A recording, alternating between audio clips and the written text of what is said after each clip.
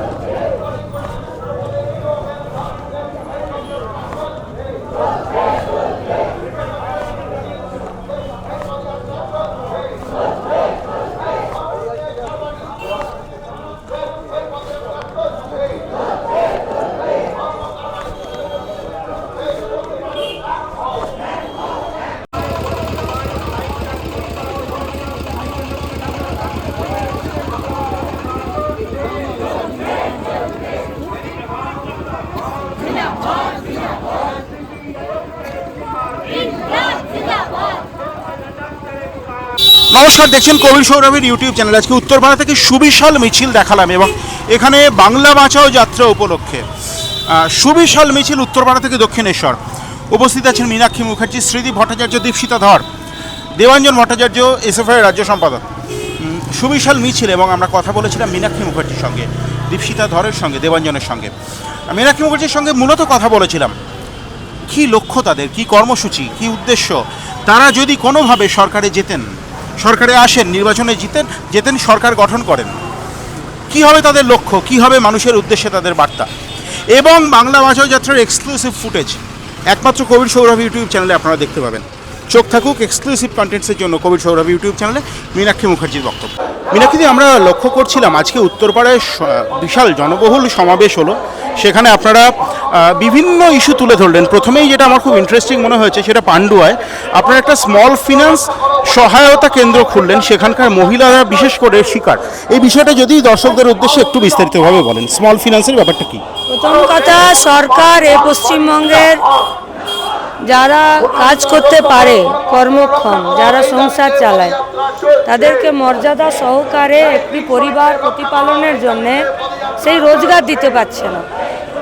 আর এদিকে জীবন ধারণের জন্য যা জিনিসপত্রের দাম সেটা পুরো বেড়ে যাচ্ছে। পশ্চিমবঙ্গে এ অবস্থা আগে ছিল না। আগে ছিল যে যা ইনকাম করতো সেখান থেকে বাঁচিয়ে মানুষ সেভিংস করতো। এখন সেভিংস করতে পারছে না, বরং ধার নিতে হচ্ছে। তাহলে প্রথম হচ্ছে সেভিংস করতে পারছে না, দুই হচ্ছে যা রোজগার করছে সেই রোজগার সংসার প্রতিপালনের মতো নয়, তিন হচ্ছে এবারে ধার নিতে হচ্ছে।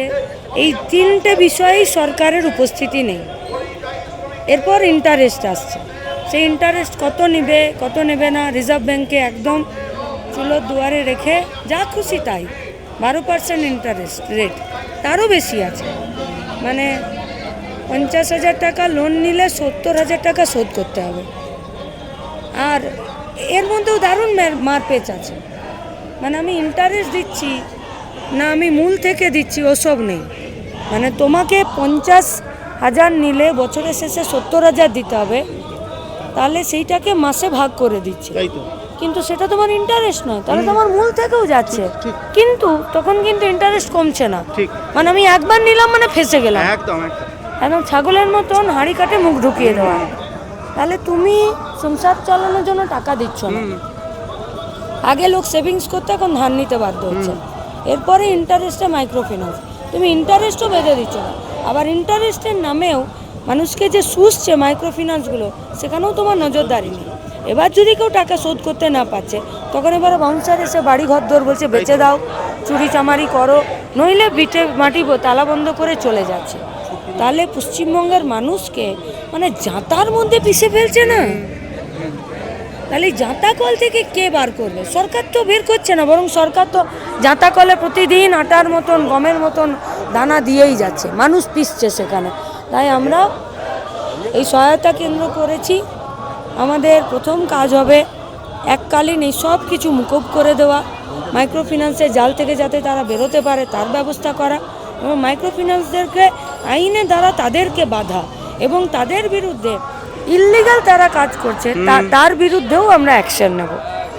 এবং মানুষ এই জন্য আমাদের সঙ্গে আসছে, নিজেদের নাম লেখাচ্ছে, সমস্যা লেখাচ্ছে, এবং এটা আমরা পারবো করতে। আমরা মানুষকে পিষতে ছেড়ে দেবো না। মীনাক্ষী, আমি নিজে গিয়ে পান্ডুয়ায় দেখে এসেছি যে আদিবাসী বিভিন্ন পাড়াতে কিভাবে সাধারণ মানুষ একের পর এক বাড়ির দরজা বন্ধ, তারা ভয়ে চলে যাচ্ছেন। এজেন্ট আছে না, সেই এজেন্টের কাছে একটা টার্গেট থাকে যে তুমি যদি এই মাসে 1 লাখ টাকা তুলে দিতে পারো তাহলে তুমি 100 টাকা পাবে। মানুষ এত দুর্দশাগ্রস্ত যে ওই 100 টাকাটার জন্যে, এই 1 লাখ টাকাটা তুলে দেওয়ার জন্যে সে মানুষের বিভিন্ন গ্রামীণ এলাকাতে তারা তাদের অসহায়তাকে চিলের মতন নজর রাখছে। চাকরিটা বাঁচানোর জন্য মাইক্রো ফিন্যান্সের ওই যে যারা এজেন্ট, তাদের নিজেদের চাকরি বাঁচানোর জন্যে, আর মাইক্রো ফিন্যান্স এই টাকাটা তুলে সে যে কোথায় খাটাচ্ছে এটাও বুঝতে পারা যাচ্ছে না। দিদি, এই ধরনের প্রশ্ন করতে খুব ভালো লাগে না, অভিপ্রেত নয় করা, কিন্তু করতে হচ্ছে। একটা নশন তৈরি হয়েছে বিশেষ করে বাংলার মহিলাদের সম্পর্কে, গ্রামীণ মহিলাদের সম্পর্কে, যে তারা লক্ষ্মীর ভাণ্ডারের জন্য অন্ধের মতো মমতা বন্দ্যোপাধ্যায়কে সমর্থন করছেন, তৃণমূল কংগ্রেসকে সমর্থন করছেন। কিন্তু আজকের এই সমাবেশেও দেখলাম, মানে দেখলেই দেখা যাবে আপনার সমাবেশে অসংখ্য প্রান্তিক অংশের মহিলাদের ভিড়, আগ্রহ ভরে রাস্তা দুদিক থেকেও তারা দেখছেন। তাহলে কি মহিলাদের ওরিয়েন্টেশনটা একটু চেঞ্জ হচ্ছে?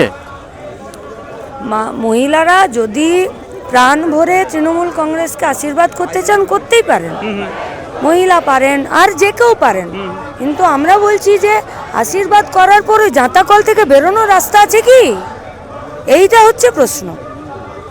এই জাঁতাকল থেকে যখন বেরোনোর কোনো সুরাহা নেই, রাস্তা নেই, আর সেটা যখন আমরা মানুষের কাছে তুলে ধরছি, মানুষ তখন লক্ষ্মীর ভান্ডারের 1000 টাকাও নিচ্ছেন, কেন নেবেন না? এটা তো তার অধিকার। একদমই তাই, এটা সরকারের টাকা, মানুষের। বরং যারা পাচ্ছে না তারাও যাতে পায় তার ব্যবস্থা করতে হবে, তার ব্যবস্থা করতে হবে।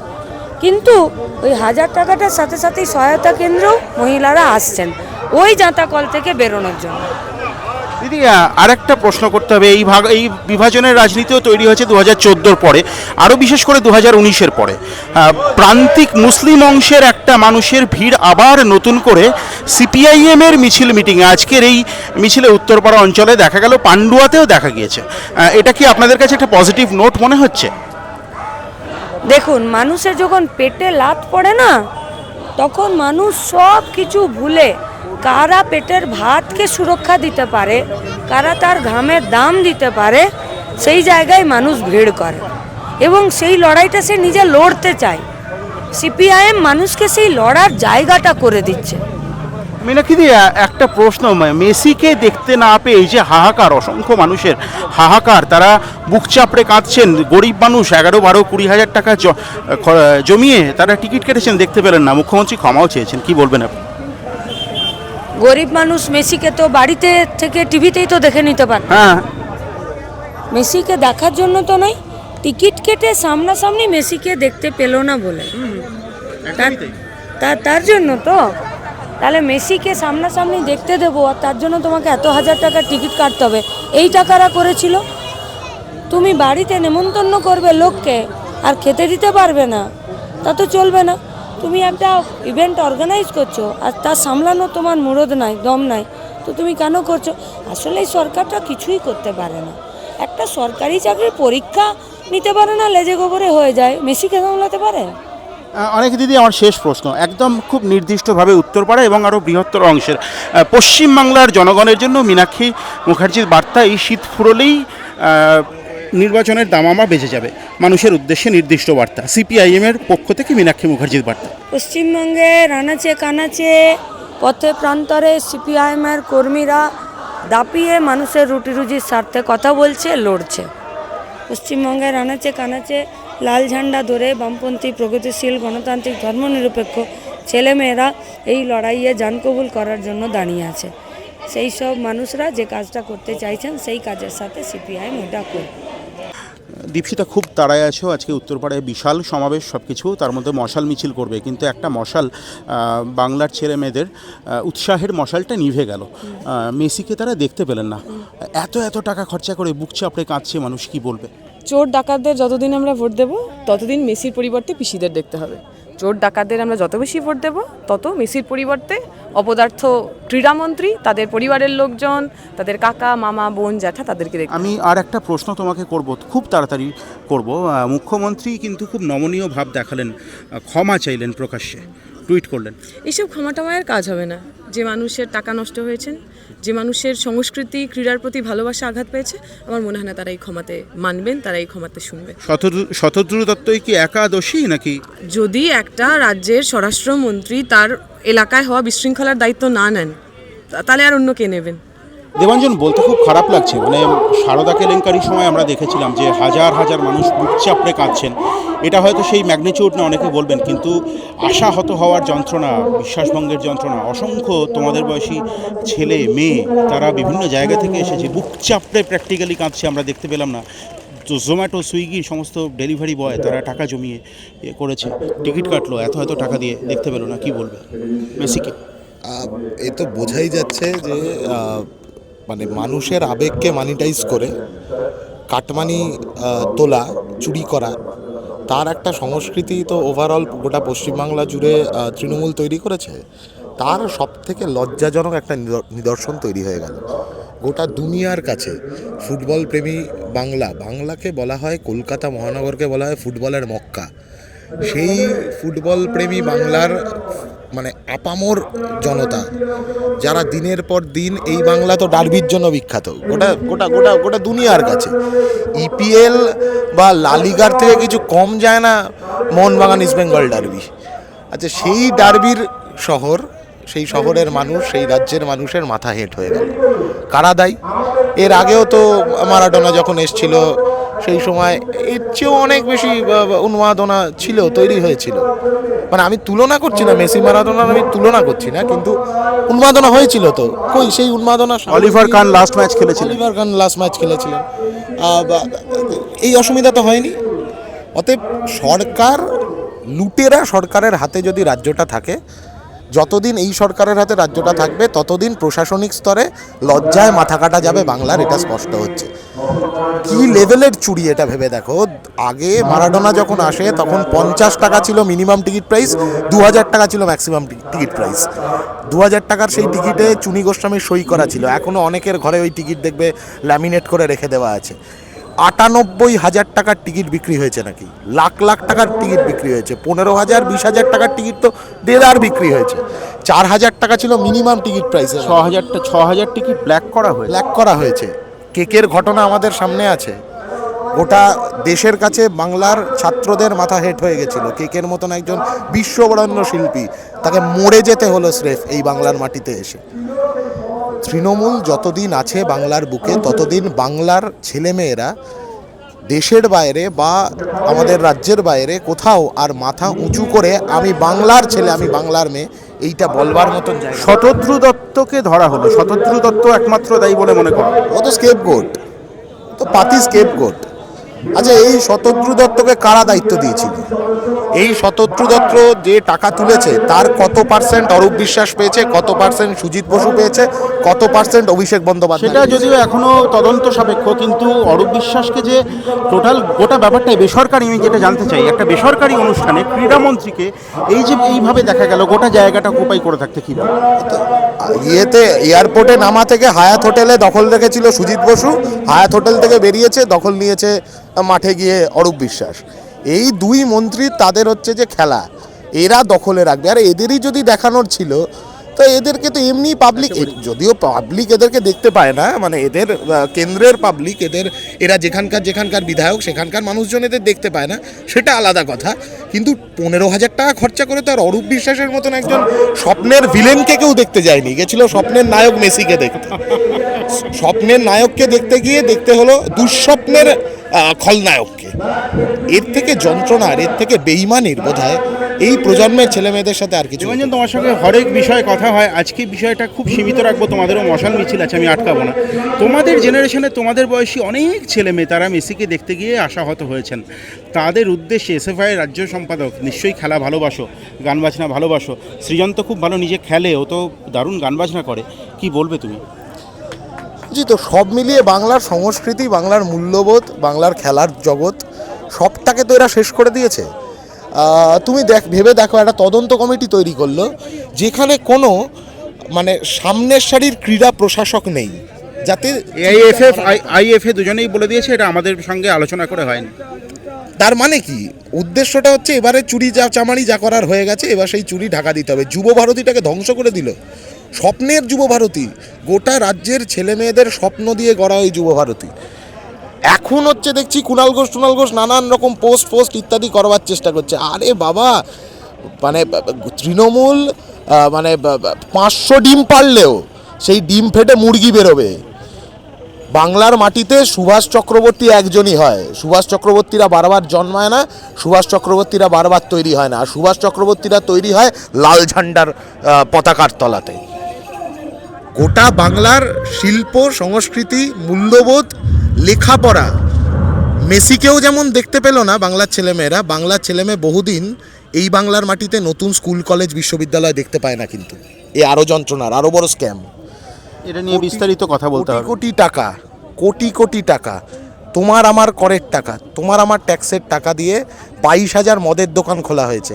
একটা নতুন স্কুল, একটা নতুন কলেজ, একটা নতুন বিশ্ববিদ্যালয় তৈরি হয়নি। উপরন্তু স্কুল কলেজ বিশ্ববিদ্যালয়গুলো বন্ধ হয়ে যাচ্ছে। দিনের পর দিন বেইমানি হচ্ছে বাংলার ছেলে মেয়েদের সাথে। লেখাপড়া, সংস্কৃতি, শিক্ষা, খেলাধুলো, গান বাজনা সবটাকে ক্রিমিনালাইজ করেছে, আর সবটার থেকে বাংলার ছেলে মেয়েদেরকে এলিয়েনেট করে দিয়েছে, বিচ্ছিন্ন করে দেওয়ার বন্দোবস্ত করছে। এই বেইমানি কিন্তু বাংলার ছেলেমেয়েরা সহ্য করবে না।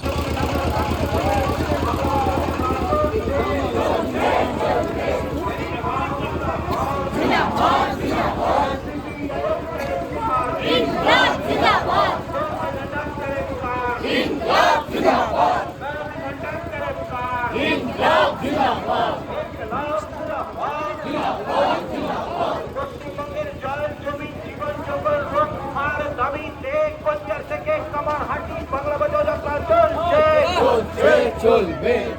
লাল জিন্দাবাদ, সিপিআইএম কারো